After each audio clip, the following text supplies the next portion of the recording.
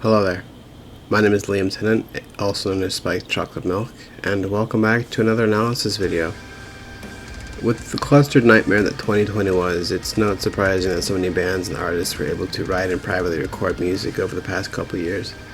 It's also not surprised that visual artists like animators were able to make their stuff just as easily. I mean, there's no better time to create than after you've been shut in a room for a year or more. What's interesting, but again not surprising, is the fact that when a lot of musicians released music over the past year or so, they chose to have animated music videos that accompanied their releases. Now, I'm not really a music channel, but I am an art channel, I am a film channel, and I am a fan of bizarre experimental art and films. So, that being said, when Kentucky death metal tinged hardcore giants Knocked Loose dropped a new EP without any build-up or prior announcement, I was pretty excited. But when Knocked Loose dropped the 25-minute stop-motion horror film to accompany their EP, I was ecstatic. And now that I've listened to it, seen it, and thought about it, I think it's time that I talk about it. Ladies and gentlemen, and those in between, without further ado, I present A Tear in the Fabric of Life.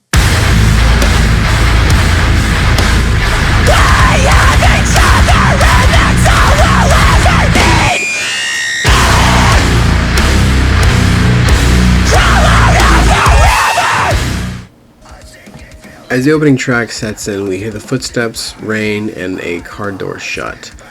Then the car suddenly starts up and drives off. As the driver drives on into the night, he fiddles with the radio and we can hear the handful of obscure yet iconic sounds. The first is a voice clip from the horror video game P.T. Hills. The second is a clip from the song Blue by Leanne Rimes. Blue is actually a song that's pretty heavily adored by the band. They famously played this song before and after their sets during their tour for their album A Different Shade of Blue.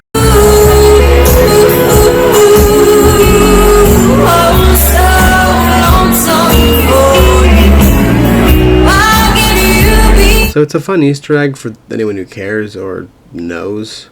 The next song that is sampled here is the Beach Boys classic God Only Knows.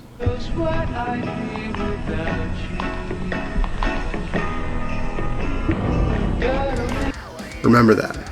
It's extremely important that you remember that song. It actually comes back a little later and it ties into the central plot of the EP and the film. As the car goes along, you hear screeching, and then we see the car swerve out of control and crash. This is the main plot point that sets up our story. Coming directly from the words of Knocked Loose vocalist Brian Garris, it's a story of this extreme grief and the levels a person is willing to go to get rid of it. The story follows the main character through a traumatic car crash late one night in the woods that leaves his partner deceased, and from there you spiral with him into the depression and guilt that comes along with being the cause of something so detrimental.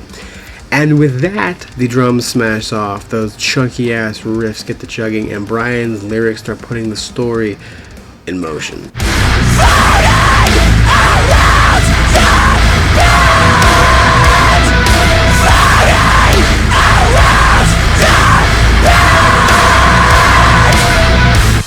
First things first, this was a complete accident that the main character did not cause by his own actions. In case you're not great at deciphering screaming, the lyrics you just heard were floating around the bend, alluding to the idea that because of the storm, the car hydroplaned off of the dark road and fate eventually took hold of the two passengers. This is also alluded to a couple more times in this song and throughout the rest of the EP, with other lyrics that blame the storm and the rushing waters for said accident. As the partner lies dead, the song pretty much details the chest-crushing feeling of being traumatized. It's very, very loud, it's very, very intense, and it makes you want to curl into a ball. It almost hurt to listen to the first time I heard it. That's how chuggy it is.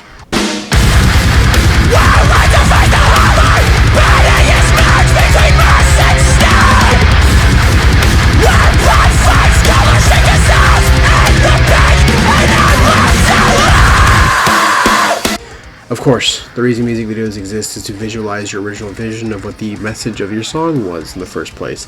It is while this character is reaching for his partner that grief manifests, literally. This massive black figure is both demon and deity in this world. You'll come to notice that the creature has the same face as the character, and that's because they're the same person. This grief, this punisher of sins, this monster that seeks to torment the character is himself. I mean, Are we not the hardest upon ourselves? Do we not perceive things to be worse than they actually are, or make our own lives more difficult by means of our own anxieties, worries, guilty thoughts, and darker means of dealing with said thoughts? Oh, darkness is another thing that carries a lot of weight in this film. If you pay attention, you'll notice that this setting we've been placed in is completely black. It's completely dark. The only lights that we see are coming from the eyes of guilt, the headlights of the cars, and the glowing corpse of the dead partner. Without these things, the character would be stranded in pure blackness. This place, this character, this moment in time, this is what the whole film is about. As a noun, holler has a specific meaning in the Appalachians of a small valley between mountains.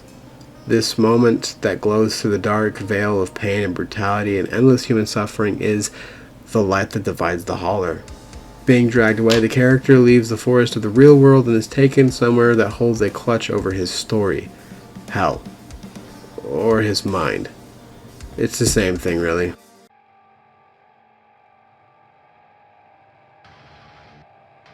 John Milton famously wrote in his religious epic Paradise Lost that the mind is its own place, and in itself can make a heaven of hell, or a hell of heaven.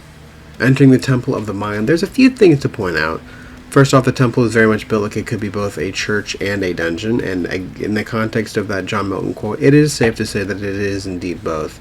If the character could find peace, the temple would have a much different look, but naturally he is extremely disturbed by the events that he feels he has caused. Second off, did you spot the lights? The lights of the temple are the same eyes, the eyes of the guilty deity figure. Again, the only light this poor soul sees are those lights that disturb his rest in the darkness. Symbolically laying in the dark palm of his mind, he grieves silently in the darkness until his other self shows up. He's cursed to see the blinding, flashing strobes of pain and death, and as an audience we get to see this as well. These harsh lights hurt our eyes, and they are supposed to. This immerses us in the world of the character's mind and shows us the PTSD that he deals with. The white lace that floats around after viewing the resurrected corpse of his partner is also important. So remember that as well. But the really cool thing here is what happens right here, and it's this reference to Atlas and Tartarus. For those of you who don't know, in Greek mythology, the Olympians and the Titans went to war. Titans lost, and Zeus cast them into a pit at the bottom of Hades, aka Hell, in order to keep them locked away forever. Now, Atlas was different. Atlas was cursed to hold up the entire earth on his back for his sins. As this goes along, we see the character staring at his significant other, a soul laid to rest within the tomb of his mind, which, as we've just discussed, is hell. So this person is locked away within the pit of hell. The demonic deity summons a massive burning globe, and we briefly see the character holding it upon his back. Interestingly enough, this means that the deity is punishing both the living character as well as the significant other that he watched die. In a way, he's punishing her for dying on him as a way to save himself, while also tormenting his own self. Now, that'll change a little bit as the story goes along, but for now, that's just how it seems. Finally, for a part 2, the song fades out with a callback to the beginning of the song. Remember that Beach Boys song I told you not to forget? Well, it appears as an audible nightmare here. If images from the moment of tragedy can be repeated as hallucinations or flashbacks, then why can't audible memories? I looked it up, and some studies done with PTSD sufferers find that audio is sometimes more predominantly haunting and disturbing for the sufferer than perhaps images. Gunshots, loud noises, a crash, an animal call, or even your favorite song that happened to be playing there during the most unfortunate time could all lead to detrimental thoughts and life-lasting disturbances. These things all lead into spirals of depression and terror, and that will eventually lead this character into insanity. The film takes a much more inward and depressing turn here. Where the first part of the story was the incident itself, the feeling of shock, and the manifestation of guilt, and the second part was the active PTSD, guilt, and grief that goes into surviving something like that, part 3 takes a deeper dive into the psyche. The idea of limited light per the eyes of the demonic grief creature is still going strong, and we open with this character huffing the essence of the eyes of grief. That is a sentence that has never been said before. This song is a lot about introspection and the way that this tragedy not only affects the person within the context of the tragedy, but also what it does to the person's worldview and personality.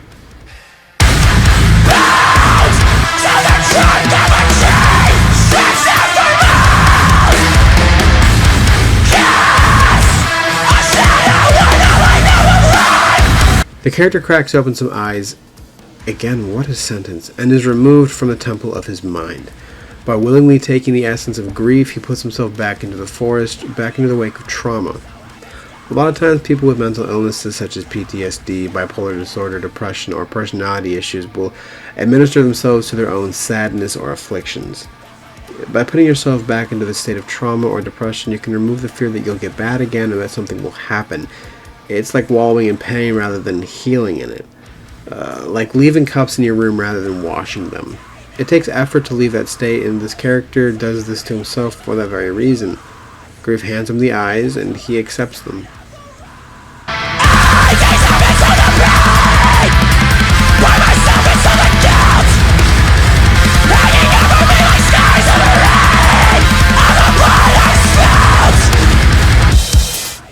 The flip side of this addiction to grief is the deep, lonely effects of the suffering.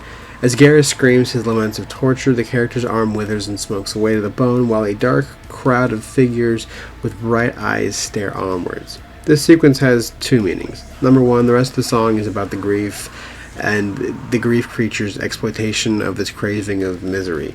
Brian chants multiple times, "We should have left before the storm, the rain washes you away," while the character is pushed back into the hellish temple of his mind. He is pushed by the grief deity along a long hallway on a stone throne that is lined with people who are all offering him grief-addicted eyes and their collective essences. As these people chant at him, the character accepts the grief, the depression, and the pain that they give him. This could also be the way that the character operates within the real world. Going about his business, the character is judged by those around him who know him, and this gives his traumatized psyche and low self-esteem even more fuel to keep this hellfire raging within him. Number two, and this goes directly along with the storyline, the character is killing himself. He, along with his temple, are crumbling and falling to their own destruction. If this path is to keep unraveling, then the character will succumb to the deity and become the cracked monolith of a human shell that it wants him to become. But, in the end, there is a flicker of hope. A ghost floats above the temple of the mind.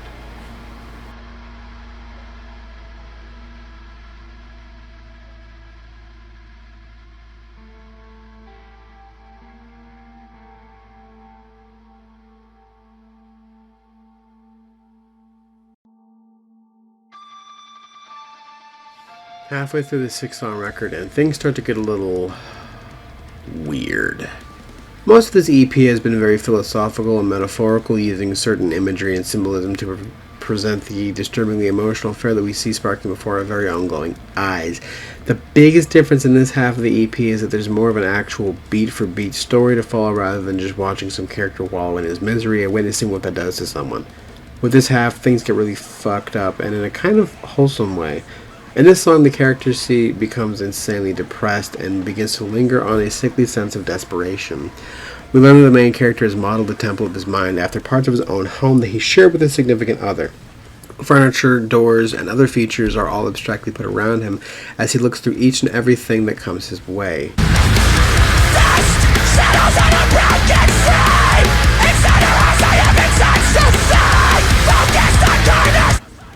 In case you'd forgotten, the accident occurred when the main character hit a tree. The very tree that is sitting in front of him. He sets this tree on fire, a symbolic representation of him trying to destroy the memory of the accident. He ingests more of the eyes of grief and is even seen watching himself be destroyed. In this shot right here, he watches upon his cold throne as his own temple burns. His mind begins to crumble around him, and grief's godlike grasp begins to pull at the bones of our poor withering friend. Now, the ghostly lace from before makes an appearance. This is his lover, and so far we've seen her slip in and out of the video, floating around the temple, haunting this poor soul. Because we have music to accompany the video and not video to accompany the dialogue, and there is no sort of dialogue or atmospheric noises, it's to be assumed that he is hearing her voice. She's been calling out to him and begging for his hand. Solidified by the touch of death. In the dawn I hear you crooning. Got the zombie in my head.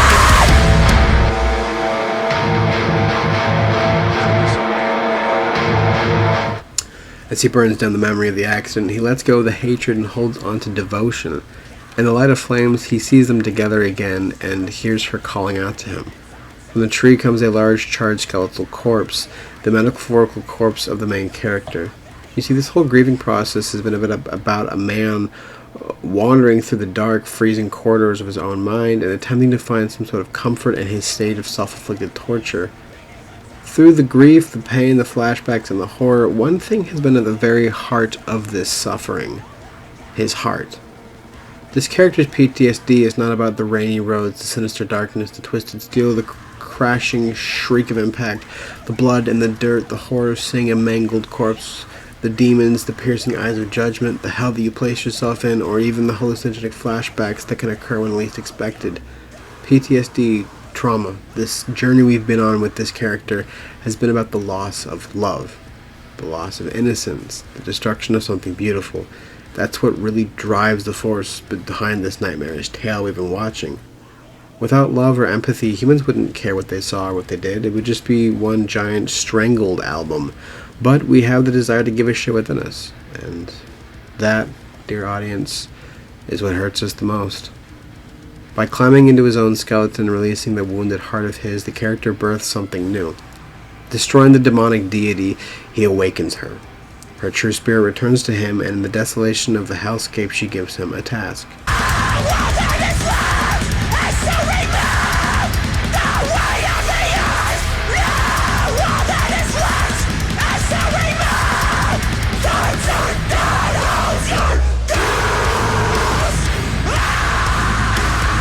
Yeah, it ends with him digging up his significant other's corpse and freeing her ghost from her prison in the dirt that lies underneath the ruins of his self-appointed hell.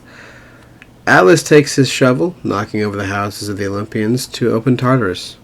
Also, I was not lying when I said it's a little fucked up. This song is only about, I would say, 2 minutes long, so I promise I won't blab on about it too much. But basically, this song is about the main character digging up his significant other's corpse, desecrating her on an altar, and then becoming a god to try and bring her back from the dead. You know, simple romantic stuff. But the fun thing here is within the lyrics.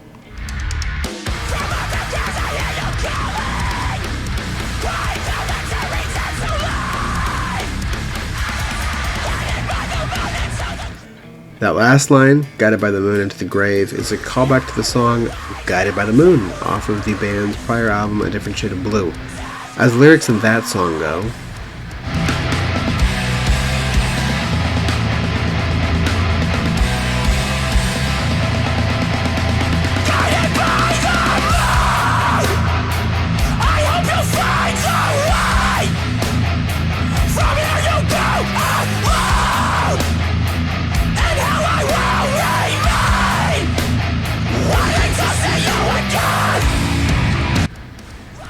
this is pretty weird considering how well those lyrics line up with this EP, short film, and all the general symbolism I've managed to dig up from the visuals here. Also, since the evil deity was destroyed by the resurrection of his partner's ghost, the main character reclaims those powers over his mind. He becomes his own god, and if you pay closer attention, the eyes of grief have almost completely vanished. In the next song, he completes his transformation and hangs the moon in the sky, providing a soft and peaceful light to watch over him. Which also goes along with another stanza in the song Guided by the Moon that goes, I hope you find your way when by the hand of Satan's triumph, no evil was suffered. I watch you cry to rise, solidifying that this character is now man, God, life, death, perfect and total ruler of his mind and the world he is in. There's also another callback off of the song from A Different Shade of Blue with the line about hiding her rotting corpse in his walls. This throws back to the song In the Walls, which has a sample from the video game PT, which was also sampled at the beginning of When Light Divides the Holler. Lots of circles to be made here. As Return to Passion ends, the voice of his beloved enraptures him. You are safe, and everything's okay.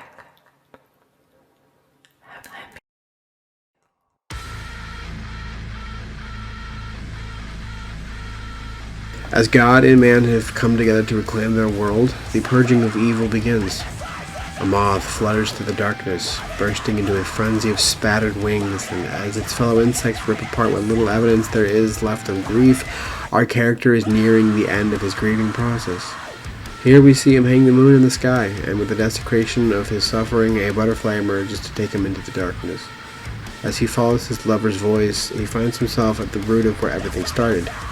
He wanders back into that forest, back to the scene of that accident, and with the transformation of being the master of his own mind, he pulls her from the veil, tearing a hole in the fabric of life. His final act here is destroying the woods around him and destroying his own body. The woods are ablaze, the skeletons come together and embrace, and we pull out of them. Back through the temple, back through everything. We stand alone, facing a floating island watched by the moon. Now there's a couple of different ways to interpret the entirety of this EP/film. The first is the very literal implication, or interpretation. And the literal interpretation is that this dude gets into an accident that kills his partner. He struggles with grief, goes batshit ass fucking insane, hears his girlfriend's voice, digs up her corpse, hides her in the walls, is haunted by her, and then kills himself to be with her. I would very much consider this to be the bad ending, or as I like to call it, the Avenged Sevenfold ending, which is a joke I really hope somebody gets, and if you don't get it, just look up A Little Piece of Heaven. On the flip side, the ending that I personally endorse, and a subjectively true ending to the story, is as follows. This character gets into an accident that kills his lover, sparking an intense battle with grief, PTSD, depression, and the general cloud of guilt and misery that follows such a horrible tragedy. He is trapped inside of a prison of his mind that he uses to enslave himself within, with the assistance of an evil deity that he creates subconsciously. Over halfway through, the character begins to be unable to feel the pain that he's put himself through, leaving him nihilistic, dull, and void of feeling. In this state, he begins to destroy everything that resembles suffering, as it doesn't do anything for him anymore, and as he does so, he begins to hear the call of his lover back to him, and he remembers that she isn't just some mangled corpse that he sees in his nightmares, but she was once somebody that he loved, and in fact still loves to this day. So, he destroys the memories of the accident, rids her of the prison that he has built inside of himself, ultimately kills the evil deity only to free the ghost of his beloved. Absorbing the part of him that was the evil deity, he becomes the more all-powerful and uses his powers to summon her body from the earth. He disassembles her body and places it upon a holy altar in his mind so that he may find the strength to resurrect her, but ultimately discovers that that is not how he brings people back to life. Making peace with death, he travels to the place where she died and finds her there. It is here that his grieving ends. He burns the forest, destroys everything around him, and changes himself. One cannot undergo grieving without coming out changed, so he strips off of his flesh and a searing light, and together the two are reunited peacefully. As the camera zooms out, we realize that all of this was a metaphorical battle, and that the temple wasn't in his mind, and the forest wasn't in his mind, but it was all his mind. The character is now at peace to live with both the memories of the earth that she died on and the memories of the person that she once was. A marriage between soil and bride. If you've made it this far, thank you. I know this was a little bit different, and I am hoping that it'll still appease you. Big shout out to the year that 2021 has been. Big shout out to Knock Loose and other bands and artists for dropping some nasty riffage and some cool art. And a big thank you to those who watch these videos. I make these videos for myself, but it's cool to see that people still find it interesting in them anyways. I do essays and a plethora of different stuff here on my channel, so check all that stuff out if you're interested. I don't know if I'll drop again by the time that the year ends, so if I do, Merry Christmas and Happy Holidays. And if I don't, Happy New Year's everyone. I will see you all soon enough. Thank you. Bye.